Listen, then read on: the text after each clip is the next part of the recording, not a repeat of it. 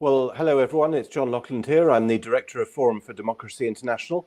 Welcome to this week's forum. I'm joined this week by Eva Bartlett, who I believe joins us from Moscow. Eva, you've lived in the Donbass, in Syria, in Gaza. You've lived in all the places that are in the news. Of all of them, Gaza must be the most traumatic for you because you know these places, you know these streets, you know these townships. I don't really know what question to ask you. What do these, you're not there now, what do these images that come out to us from Gaza every day, what do they mean to you? Tell us something about your experiences, Eva. Yeah, thank you very much for having me on, John. And you're right. I don't like to compare conflicts because everybody is suffering in a different way. But it is true that I spent the longest amount of time in Gaza and had a deep connection to the people and society there. You know, I rode and shared taxis with them. I volunteered with farmers. I stayed overnight in people's homes. I shared Ramadan with them, you know, Christmas as well. And so when it started in October 2023, that Israel was waging another war in Gaza was not surprising because I experienced the 2008-9 war, the 2012 war, and then watched from afar, as we all are now, in 2014 and subsequent Israeli wars on Gaza. And so it wasn't surprising that Israel was going to do this in October 2023. What did surprise me was how unapologetically genocidal the Israeli regime has been. I don't think any of us who were closely following events in Palestine expected the extent of what Israel's done. We'd seen Israel bomb schools and hospitals and UN shelters housing displaced Palestinians before. I'd taken testimonies myself from families whose loved ones, including children, including an infant girl, were shot by Israeli snipers, shot dead by Israeli snipers. You know, I had my experiences with Palestinian medics in 2009, accompanying them during the 3-week Israeli war in Gaza then. And I was very aware by that point that Israel does, like also I should say Ukraine does in the Donbass, target medics.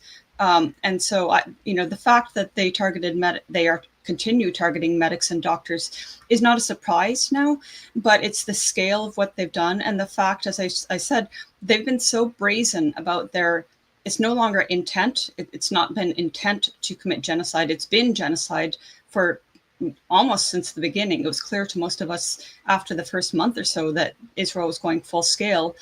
And as you recall, for a while there's a lot of debate. Well, this isn't really genocide. Oh, you know, wishy-washy debate on this. But now it's 24/7 for how many days now? Almost 2 years, nonstop, relentless Israeli bombing, including during so-called ceasefires. And so we've seen the devastation of every facet of life, pushing Palestinians from one pocket, one corner of the very tiny Gaza Strip to another, to supposed safe zones, then bombing them, then bombing tents for displaced people, bombing and destroying or greatly damaging every hospital in Gaza. And just today I was reading that 2, if not the only 2 functioning Gazas, but 2, I believe they're the only 2, I could be wrong, functioning Gaza hospitals in Deir al-Balah and Khan Yunis are now without fuel to power their generators. So, I mean, it's just the things that I was witnessing back from late 2008 for 3 years between the period of 2008 and 2013 were already happening. These things were already happening back then. And so, and back then we weren't in an instant internet age. You know, we actually had to type things out and there was no live streaming. And it was an effort to get information out. But now we've seen it. Brave Palestinian journalists, over 200 of whom Israel has killed since October 2023. Only since then, of course, there's many more since before that. Brave Palestinian journalists doing their utmost to expose Israel's war crimes, but also Palestinians in their homes doing the same. And everything that I was seeing a decade and a half or more ago has been going on steroids to the point where, you know, we have no accurate death count now. It's impossible for the Gaza health authorities to give us an accurate death count because first, everything's happening continuously. So they can't possibly be aware of the number of bodies. So many bodies blown to bits, even unrecognizable. You hear these horrible stories, which I also heard back in 2009, of Palestinian parents collecting the bits and pieces of body parts of their children. And we're hearing that again and again and again in the last 2 years. So the authorities cannot, they cannot account. They're giving a very modest, and people have been critical of them for saying this death count is way too low. But how can they prove it? They're proving what they can prove. And actually, I interviewed an emergency doctor a couple of weeks ago who was twice in Gaza last year, 4 weeks each, and she made the point, which I hadn't really considered, is that is that the families can't bring their loved ones' bodies, if they can find them, into morgues to be accounted for, because it's moving anywhere is a complete risk. So there's so many factors for why we don't know the death count. But as you recall, last year there was first the Lancet report. Last year, estimating the number of deaths could be up to 200,000 or 2.5 times that amount. Esteemed doctors like Mads Gilbert, who spent quite a bit of time in Gaza, saying also the upwards number could be 500,000. And then more recently, we had that report, the Harvard, I'll have to look at my notes, but an Israeli author published by Ben Gurion University. So he did a 9-page report. He was looking actually at the anti-humanitarian death traps, which are operating since late May, under the name the Gaza Humanitarian Foundation. These death traps lure desperately hungry, starved Palestinians to 4 or so points in which they're corralled, not in a humanitarian fashion at all, which is something he noted in this report. They're corralled into these narrow, alleyways, really thin, narrow alleyways, to get to the so-called humanitarian point. And they're shot on by both Israeli army and the American contractors hired to run these, to work for the Gaza Humanitarian Foundation. In fact, AP had a report out some days ago, and one of the American contractors, I call them mercenaries, but if we want to be neutral, we'll say contractors. One of the American contractors, hi Germ, had I guess leaked footage anonymously to show what was going on his side of it. And he apparently was having a crisis of conscience. And you see, and the footage is actually comparatively mild to what we've seen from Palestinians who are reporting they're being fired upon by the Israeli army and the American contractors.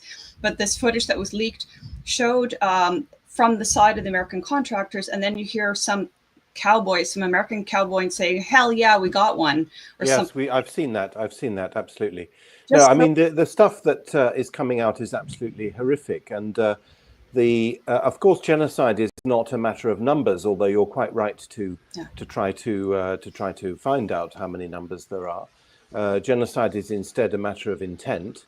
And there's plenty of evidence that the Israelis that is their intent, including from the very highest levels of the Israeli state. The Israeli president, at the very beginning of the operation in October 2023, famously said there was no such thing as an innocent nation, the whole nation was guilty, and so on. This is one of the things that was quoted in the South African case against Israel in front of the International Court of Justice. I have 2 questions for you, Eva. I know you're not there, but my first question is why, if there is a genocidal intent on the Israeli... I'm sorry. I forgot to mention perhaps the most important evidence of genocide, which of course is Netanyahu's own statement in the Oval Office, saying that the inhabitants of Gaza could go somewhere else. They could go to wherever, sitting there in front of President Trump. A sentiment I have myself heard in a private dinner from an Israeli, not in Israel, but an Israeli who lives in Israel, who more or less said the same thing. And I think that's quite a widespread feeling in Israel. Why don't they just go somewhere else? Well, that obviously is the definition of ethnic cleansing. So my question to you, Eva, is I don't know whether you're able to answer this because it's really a question about Israel, but why now? Why genocide now? Why does Israel, this conflict has been going on since 1948 or 1936, if you like. Why genocide now? That is a good question, and I don't know that I can answer it. But I would say the intent was always there. It's not a new intent. And if you like, I can draw again on my experiences in Gaza and specific examples of how the genocide. It was a slow genocide of Gaza when I was there, and it continued. But I would say, to the broad answer is the intent was always there, and now the time was right. So they used the Hamas attack on October 2nd or 7th, I'm sorry, as an excuse to, and they've of course concocted all these wild stories that were completely false and unproven about Hamas atrocities, which were negated by so many journalists, including even people that were cited in Israeli media. But in any case, they, as we all know, they used that October 7th as a pretext to avenge what they were in fact responsible for the most part. Why now? I mean, it's because so much has happened. Syria, the legitimate government of Syria, was deposed in late. Of course, this genocide started in 2023, but Syria has been taken down. And Israel is a huge part of that. So in terms of the resistance that were supportive of Palestinian resistance, Syria was a major supporter of Palestinian resistance. So I think the answer is that the time was ripe because there was less, or at least Israel expected there would be less opposition and resistance to this genocide. Although I have to say Palestinian resistance within Gaza have been extremely heroic, honestly. The fact that they're still able to resist after nearly 2 years of Israeli bombardment, and they're resisting, they're causing a great a deal of pain in the Israeli army and the psyche. But back to your question, we also saw the fall of so many other states in the region, obviously Libya, Iraq before that. And so I believe the intent was always there, and that Israel found this as the right time to take the leap. And also, yeah, I'm sorry, I have to imagine either under Trump or under Biden, Netanyahu knew that there would be no opposition, obviously, from the U.S. Yeah. And what do you think was the intention of Hamas on the 7th of October? The Israelis, as we know, have, of course, exaggerated the deaths. They've also attributed a lot of people whom they killed, according to the Hannibal Directive, to Hamas. But nonetheless, Hamas did launch a terrorist attack. What was the objective of Hamas in launching that attack? I mean, and the way you define it as terrorist attack, that just depends on how you're viewing it. If you're viewing it from the scope of Hamas or Palestinian resistance in general have the legitimate right to resist their occupiers, well, they do, and their first sites were primarily military. Added to the fact that every Israeli every Israeli citizen has either served in the army or is perhaps still a conscript. But we know that in contrast to what the initial reports, as you yourself said, with the reference to the Hannibal Directive and the fact that the majority of the Israeli civilians killed were killed by the Israeli army, we know that is clear now. And I haven't deeply researched October 7th, so I don't want to give too much of an answer there. But back to your question, so I don't view it as a terrorist attack. I view it as an act of resistance. And you actually have, I'm sorry to dwell on this, but you actually have many of the Israelis, both who were taken hostage and also Israelis in the October 7th initial events, who were interviewed by Israeli media saying, actually, no, they protected us. So, I mean, if it was a terrorist attack, then they would have been deliberately slaughtering Israeli civilians, as the Israeli media and talking heads alleged. But well, Hamas, if it wasn't a terrorist attack, what kind of attack was it, and what was its political and military goal? This isn't my field of expertise. I focus more on the humanitarian front. But what I will say, no, I mean, I'm only asking because I'm not. When I use the word terrorist, I'm sorry, it's not intended to be value laden. But I understand. My understanding was that civilians were targeted and killed. Whether the numbers were increased, I don't know. Sorry, there's a large tractor going outside my house. But nonetheless, there was an event on October the 7th, and it's quite common in the history of resistance or whatever you want to call it, to launch attacks with the objective of provoking a reprisal. This happened in Kosovo in 1998. It happened in Algeria in the 1950s. It's quite a common tactic in these situations, particularly in situations of occupation. And I always thought, well, I thought at the beginning anyway, in October 2023, that the goal was to aggravate the situation in order to encourage a wider regional conflict, which, according to my speculation, Hamas hoped would be to the disadvantage of Israel. But perhaps you don't want to comment on that. No, I haven't actually even thought of that, and that's an interesting speculation. It's just not something that I've spent a lot of time thinking about, which I know might sound trivial to people, but honestly, with everything that's happened in the last 2 years, as I said, my focus has been on the nature of what's happening in Gaza. So I'm sure, yeah. Let me jump in. Firstly, my apologies for Jeremy. arriving late. Eva, you say that it was its resistance, right? The October 7th thing. So basically, any type of violent aggression from Hamas can then be viewed as resistance, whether it's once a year or every single day. What was the attitude like when you were in Gaza? I mean, how did the people there feel? Did they feel like they needed to partake in this resistance, or did they try and just get on with their lives? Most of them were just trying to get on with their lives, trying to survive. But back to address both of your questions and points, if you're living in a very small strip that is completely cut off from the world since 2007, completely isolated from the world, every means of living has been destroyed. Every means of getting out of Gaza for medical care, for university studies, for the sake of travel, even if that was the intent, but more importantly, for medical care, for other urgent things, every means of existing has been obliterated. You cannot export anymore. Many people don't even know that Palestinians in Gaza used to export. They used to export clothing, furniture, fruits, especially to Europe, because their growing season was different. Their imports were so dramatically limited. I mean, now people are saying, I'm sorry, I'm not trying to distract from the point. I'm just trying to make my own point. Why is Israel preventing baby formula from entering Gaza? Because that's what they've done since 2007.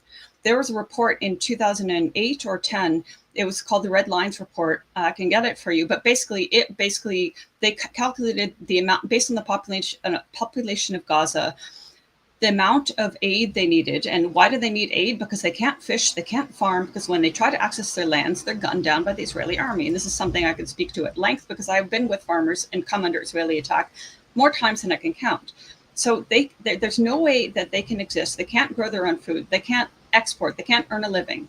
On top of which, the aid was highly insufficient. Sorry to the UN, they're doing something, but it still was so insufficient that the raise in food-related illnesses was dramatic, in stunted growth, in anemia. The water was 95% undrinkable when I was there a decade and a half ago. Can you imagine living with all these circumstances?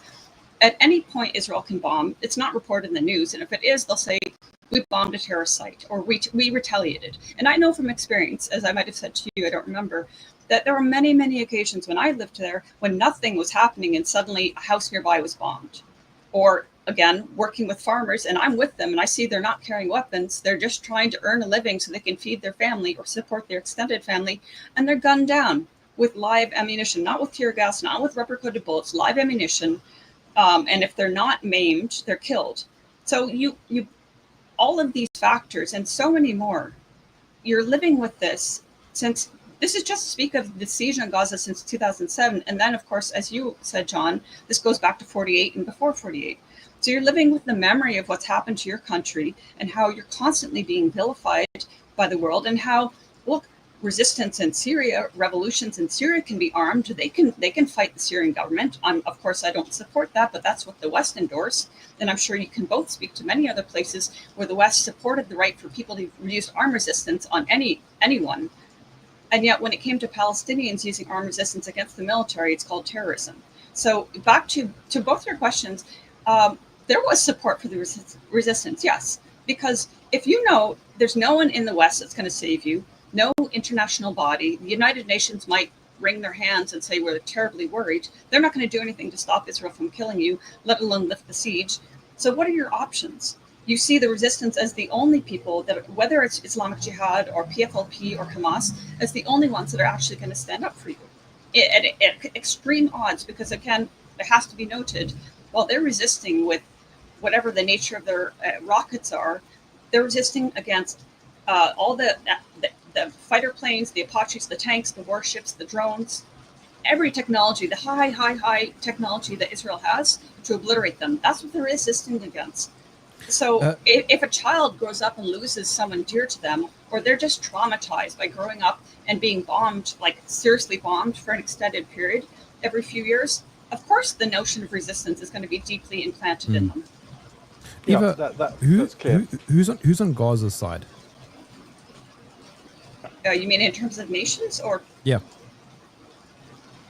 I mean, I think a lot of the global South are on Gaza's side, on Palestine's side in general. I think there are other nations that take diplomatic lines. What does that mean that they're on their side? Because they that's true. Yeah, that's true. What does it mean? It means they will call Israel a war criminal. They will call it genocide. But beyond that, what does it mean? That's a good point. What does it mean for the Palestinians in Gaza? Okay, thank you for the recognition. Now, how are you going to save us? It is a good question. What does it mean? Well, I mean, Yemen is on Gaza's side, and Yemen has been one of the only, the Ansar Allah. They've been really of course Hezbollah has as well, but Yemen has been the only tangible, real resistance that's inflicted pain on Israel, in their targeting of ships. So there's that. And where does Hamas get its arms from? At this point, I don't know. Syria was supportive of Hamas. I really can't speak to the flow of arms. It's not my nature of. And when you said a moment ago, I've got another question, but when you said a moment ago, Eva, that's very interesting that they used to export. Did they export from ports within the Gaza Strip itself, or where did they export from? And if so, why can't they get out now? So I would imagine it's a question I have to actually look into. I don't know the mechanics of how they exported. What I will say, since siege was imposed on Gaza in, I believe it was 2007, any means of exporting or importing has been in the control of the Israeli authorities, with the Egyptians being complicit in closing the Rafah crossing, which is mainly a crossing for people, not for goods. So prior to that, the means of exporting would have been Karam Abu Salam crossing. There was a number of crossings on the eastern side of the Gaza Strip, which so not would have been directly used to export. From the sea, then, not directly from ports in Gaza.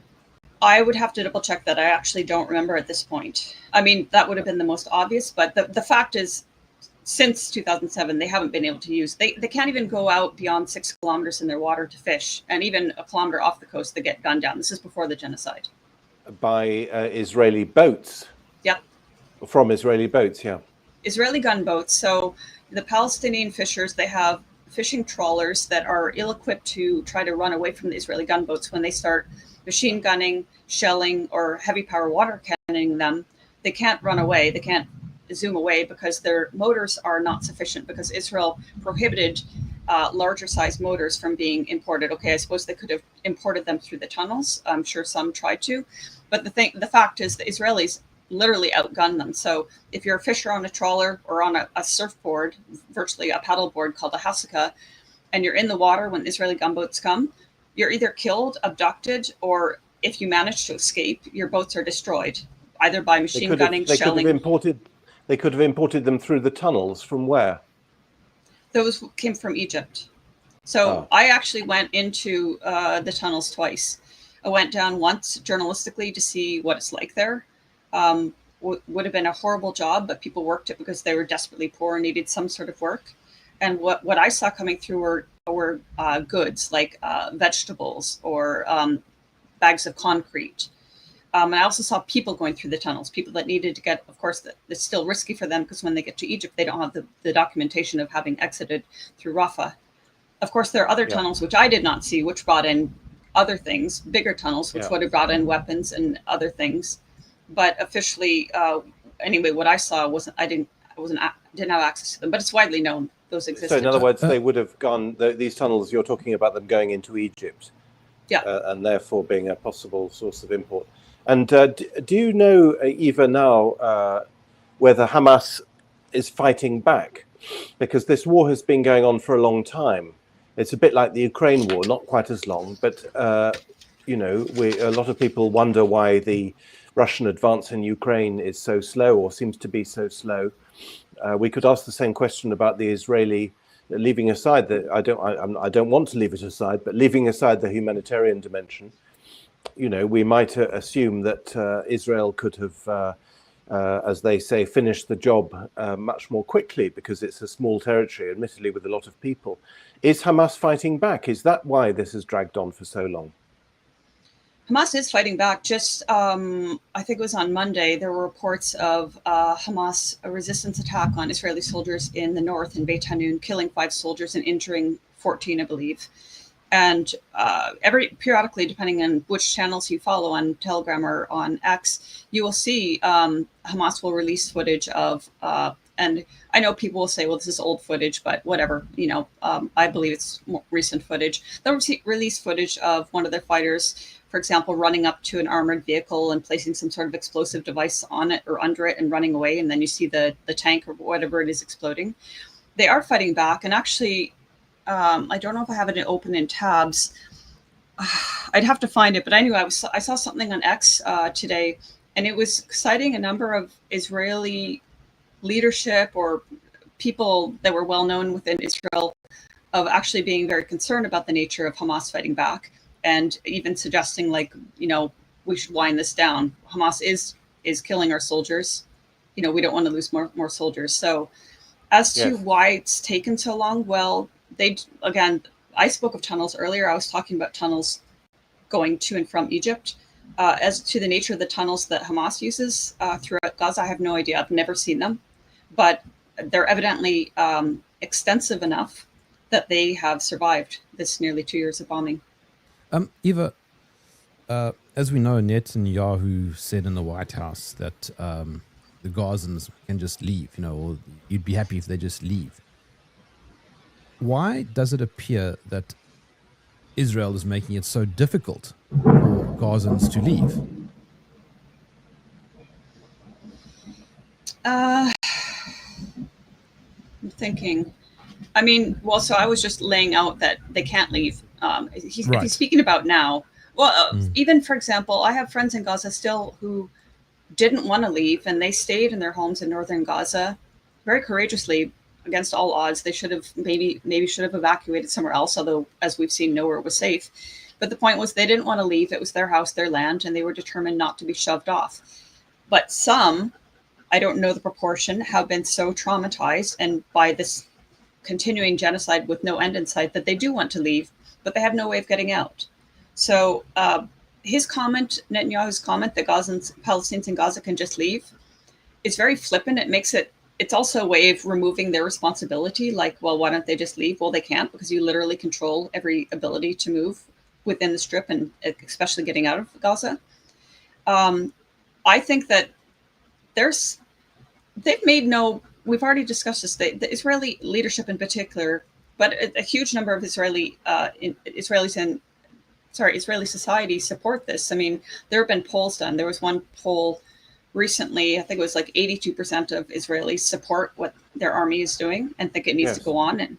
And there, there's all sorts of statements from Israelis saying, as you said earlier, we see them as all as Hamas. None of them should be allowed to stay in Gaza. Yeah. So if they view them to such a degree as subhuman, as they're expendable, they can be killed. With the anti-humanitarian death traps, Palestinians were reporting on this since they started in late May, and they were saying, hey, they're gunning us down when we go to get food. We're starving. We try to go get food. We're being gunned down.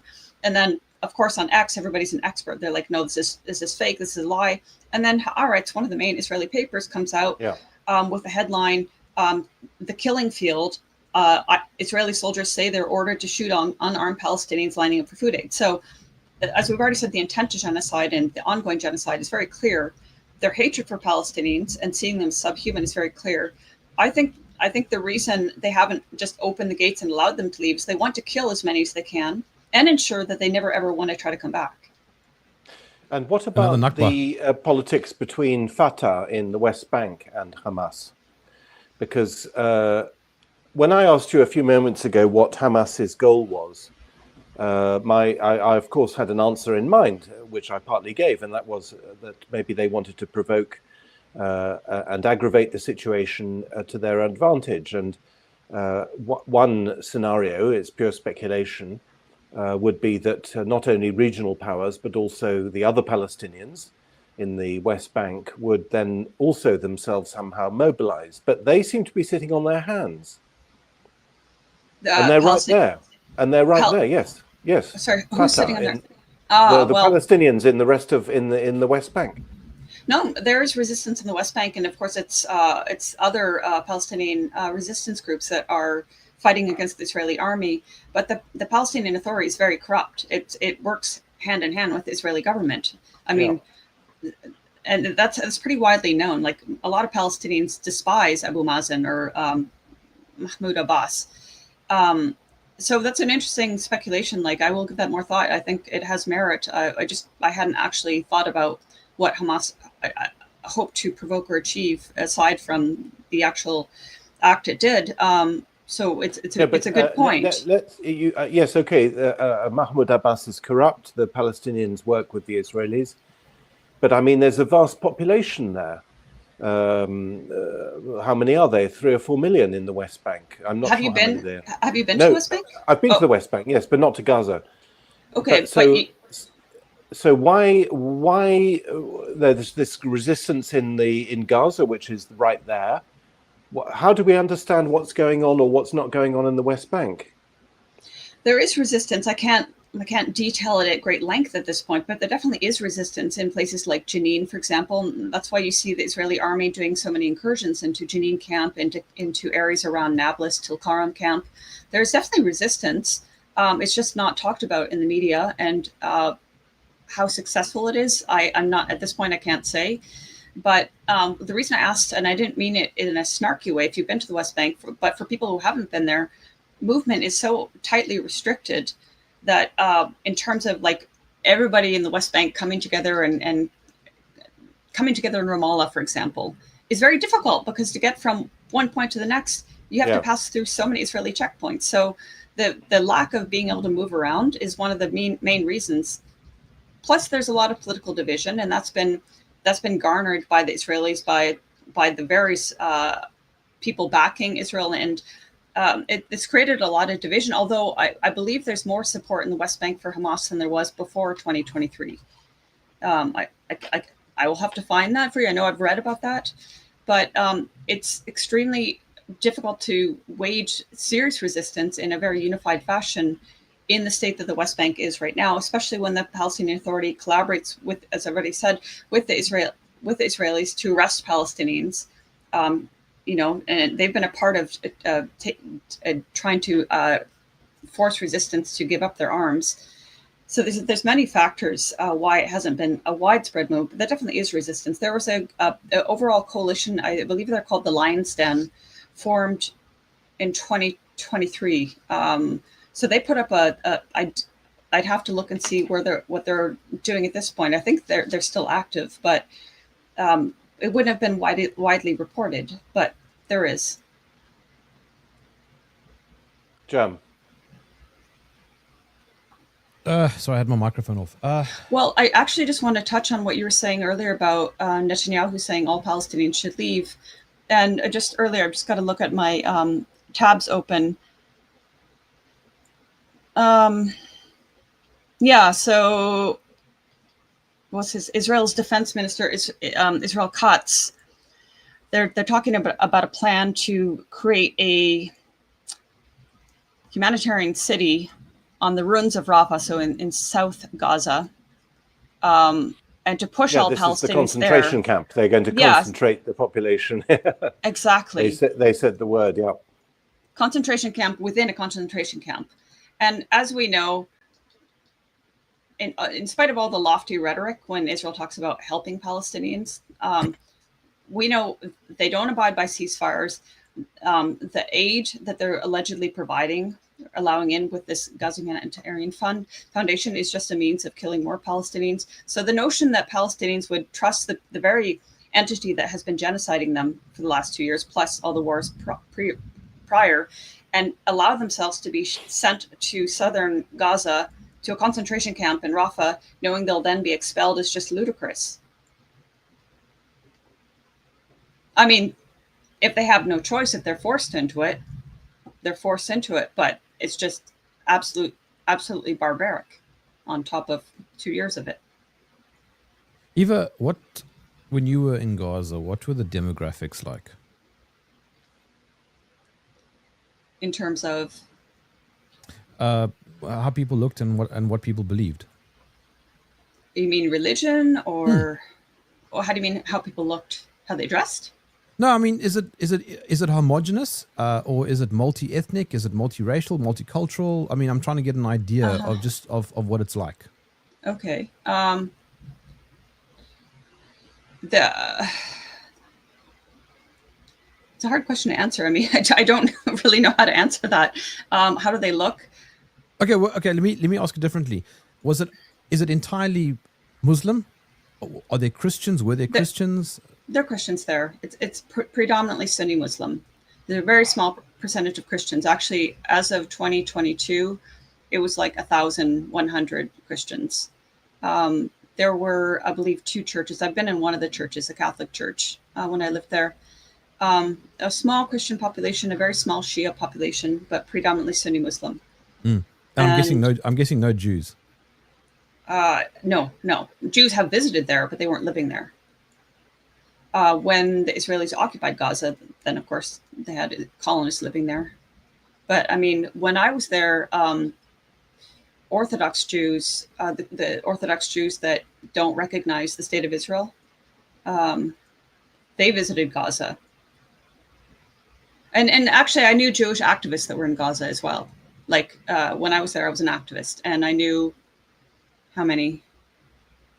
I think there were at least 2 Jewish activists that spent time in Gaza, and it was widely known they were Jewish. And of course, you have other reporters that have been to Gaza who are also Jewish, and they report their time in Gaza. They never had a problem. And when I lived there, random conversations you would have, because at the time I didn't speak great Arabic. My Arabic got much better, but I spoke enough that I could get by at the time. And I would have conversations with people, and they'd talk about how it was decades ago and their Jewish neighbors. And this is a thing that surprised me. Even when I lived there, I would have expected them to say, like, no, I hate Jews. I never talked to any Jews. Like, I didn't hear that. They would express, of course, they hate the Israeli occupation. They hate the Israeli army. Who can blame them?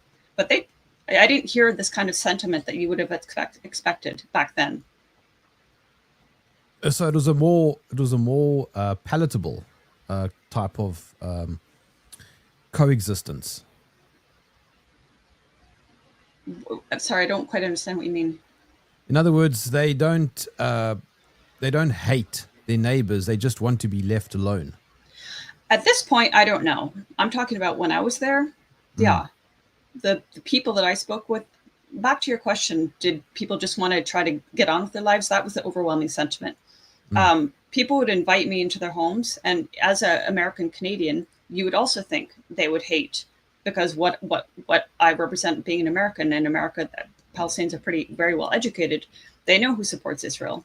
But I wasn't met with hostility. They didn't blame me for what one of my countries does or is involved in doing to them.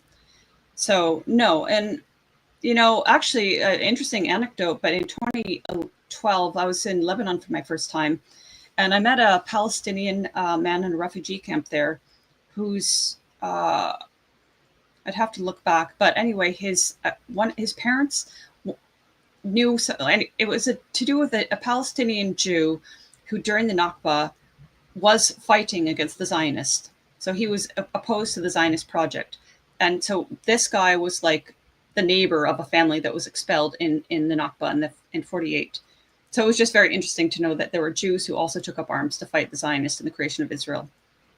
Eva, I wonder, you were saying that the Gazans just want to get on with their lives. Is it possible with Israel as their neighbor? Well, No, it's not. And that's not a matter of hate. It's a matter of fact. What has Israel done to them for the entirety of Israel's existence? Most of the Palestinians in Gaza, like 2/3 of them, are refugees from Greater Palestine. They ended up in the Gaza enclave. And so they already have the memory of the fact that they'll never see their homeland again, whether it's, Jaffa or elsewhere in Israel or in the West Bank. And then on top of that, then they were occupied for however many years until 2005. And then the Israeli colonists were pulled out, and that was seen as some sort of generous deed to take their illegal colonists out of Gaza. But then when they pulled the colonists out, they could easily bomb Gaza in ways they couldn't as easily do before. They could bombard the whole of the Gaza Strip. So it was a win for Israel because it made them look they'd made a concession taking their colonists out. So if the Palestinians have been living under so many various levels of occupation since the creation of Israel, and then as we say, from the imposition of the siege, they've been strangled by Israel. They were trying to live, and Israel's made it very clear they don't want them to live. They don't want them to exist.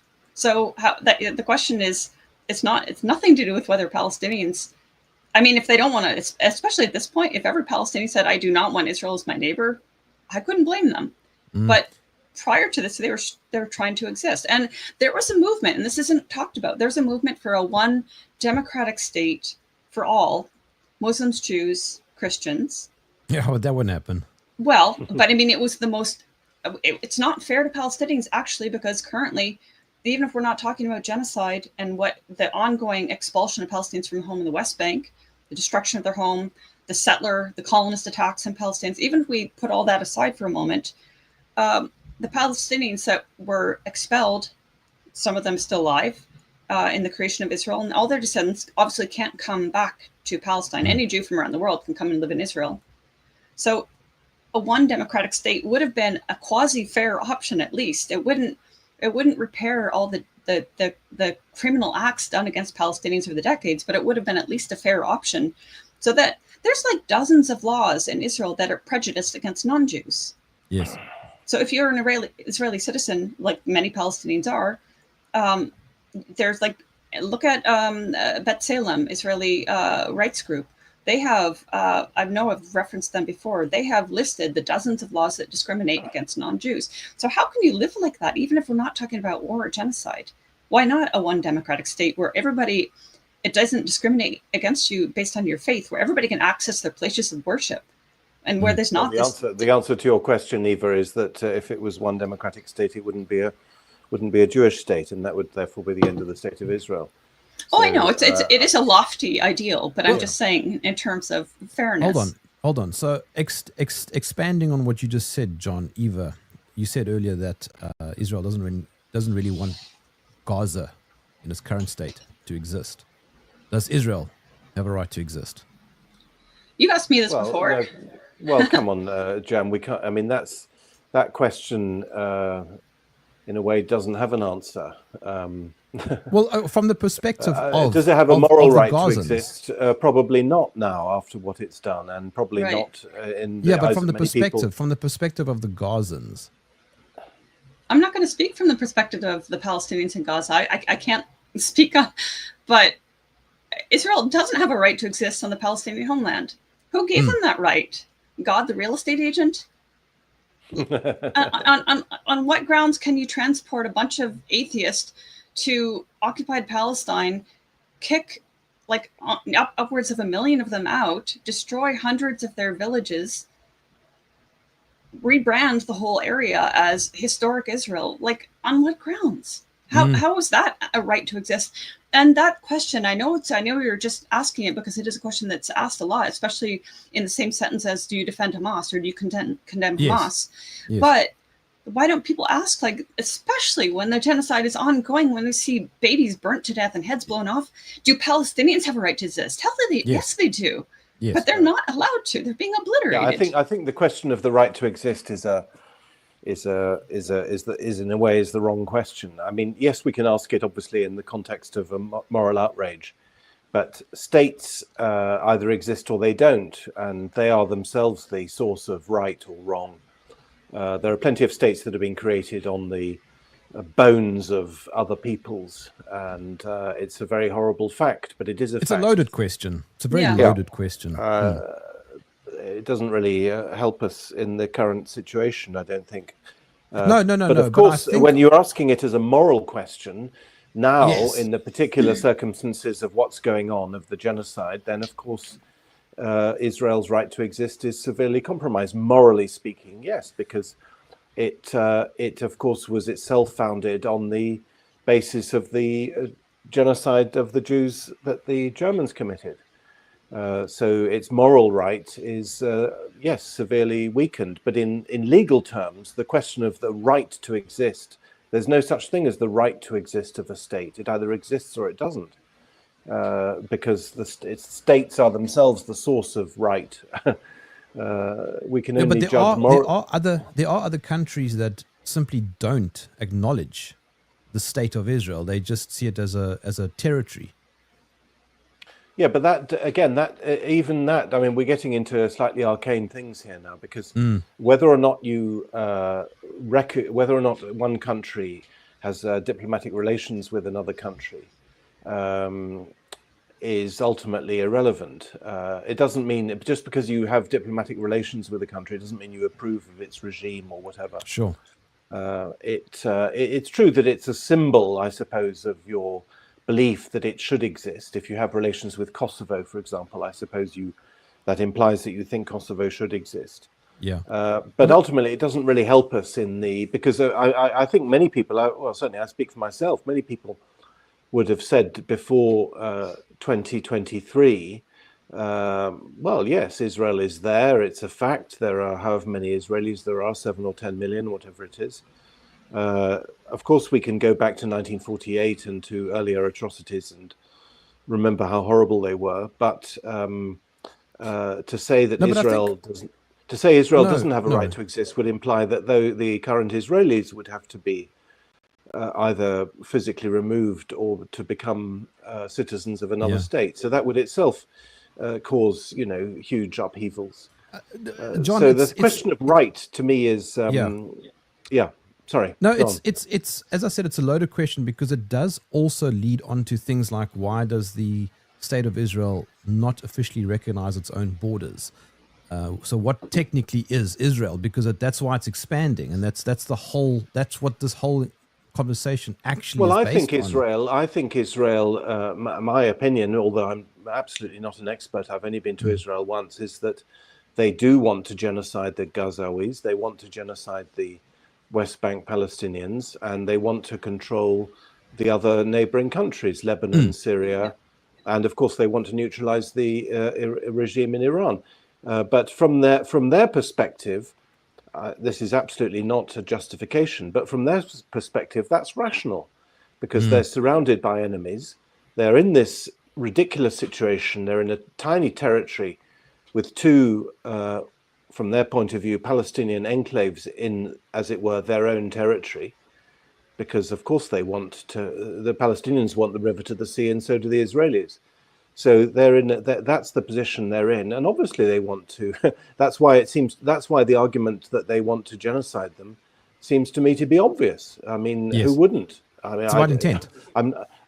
It's absolutely horrific, but who wouldn't? I mean, the problem I think is that their genocide can't succeed because even with the hundreds of thousands that they've killed in the last couple of years, there are still, if there are 2 million people in Gaza, then they've killed a couple of 100,000. Well, that still leaves, 1.7, 1.8 million left, which is an awful lot of people. And therefore, I don't see how that genocidal project can work. I'm trying to speak, in a sort of hyper-realist vocabulary. But from the extreme Zionist, extreme revisionist Zionist perspective that is embodied by Netanyahu, what he is doing is, in its own gruesome way, logical. Whether it will succeed, I very much doubt. But well, he said that as long as the US backs Israel, then they will succeed. Yeah, well, they might, I suppose. But on the other hand, there are also limits, just physical limits and, of course, moral limits and so on. Who knows? Who knows? And how long can the U.S. back Israel? I mean, Sure. how long can they send them weapons? How many? This is a question I can't answer. I have no idea about what resources the U.S. has in terms of allocating weapons. Certainly not manufacturing them. And they've already sent so much to Ukraine, and now Trump has said he's sending more to Ukraine. So, well, I think they've run out, haven't they? The anti-missile missiles in Israel, the American ones have run out, and that is one of the reasons given for the Trump's demand for a ceasefire, because Iran was sending over so many missiles that they'd used up all the ones that they had for the Iron Dome. So I think, would you go? Yeah, go on. Eva, if you had an opportunity now, would you go back to Gaza? Absolutely. But I can't. There's no way for me to get in. I would go through Egypt, but I can't. Obviously, Israel controls Rafah. There's no other way for me to get in. I would have gone back 2 years ago. I'm not a doctor. I can't go with a medical group. They don't let journalists in, clearly. And you went there, did you, as a journalist originally, Eva? No, I went as an activist originally. So that's why I started writing journalistically, and I started being published. At first just by various independent publications, then Interpress Services, and then RT published me back in 2012, 2013. But I started as an activist, and I don't regret that, because it gave me an insight into life in Gaza that journalists wouldn't have. If you go there and you spend a month there, okay, you see more than most journalists that go and spend a day or an afternoon there. But living in a Palestinian home and spending time with farmers and seeing their existence, and seeing how, if you want to talk about the average mentality, as you were asking earlier, the common question is like, why do they hate us? Why don't they just let us live, kind of thing. And so I don't regret being an activist, because first of all, it got me to Gaza. If I'd gone journalistically, I actually tried to go. I spent 8 months in the West Bank in 2007, and I got a job with the Palestinian Center for Human Rights. It was an internship, and I couldn't get there physically. I couldn't get there from the West Bank to Gaza. And then when I went to Gaza as an activist, if I tried to go journalistically, I would never have entered Gaza. But yeah, sorry, your question was, did I go as a journalist originally? Yeah. So being both, and in the West Bank, my time there too was as an activist. So 8 months there, going to villages under Israeli lockdown. They call it curfew, but it's a lockdown, where people's schools are shut, businesses are shut, and if you're on the street, you risk being shot by the Israelis. If you're in your homes, you risk being abducted and having your home shot up by the Israeli army. I saw that, I experienced that living in a village for a few weeks in the north of the West Bank near Nablus. I spent off and on, I spent months living in tents with Palestinians in Susia, south of Hebron, and they were just trying to exist. They had lived in actually very beautiful homes until the late 80s or 90s, and they were expelled from them. The Israeli military said this is a closed military zone, kicked the Palestinians out of their homes, and then have since then been destroying the ramshackle tent homes they build. And they're always under threat of those homes being destroyed. And if they're not, they're also under threat of the Israeli settlers, as they're benignly called, the illegal settlers that come and abuse them and kill their sheep and abuse them, beat them, destroy their homes, set fire to their crops. So I saw all these things that I wouldn't have seen if I'd just gone to the West Bank as an or as a journalist, or Gaza as a journalist. And it gives me a more rounded picture of these deep questions of why do people resist, and what are their motivations for resisting? What is their daily life like? An anecdote, but back in 2008 or 9, I think it was 2008, and I'd only been in Gaza before the war started. I'd been there like a month, and I got to know a family in northeastern Gaza, and I was there talking to them, and they were telling me, the Israelis reduced so dramatically what we could import that we don't have cooking gas anymore. So we started using kerosene to cook over. So first of all, if you can imagine cooking over kerosene, how awful that would be. But then once the Israelis knew they were using kerosene, then they banned that from being from entering Gaza. Like that's, these are little insights how sadistic the Israeli authorities have been to Palestinians in Gaza that many people prior to 2023 had no clue about, how horrible their lives have been.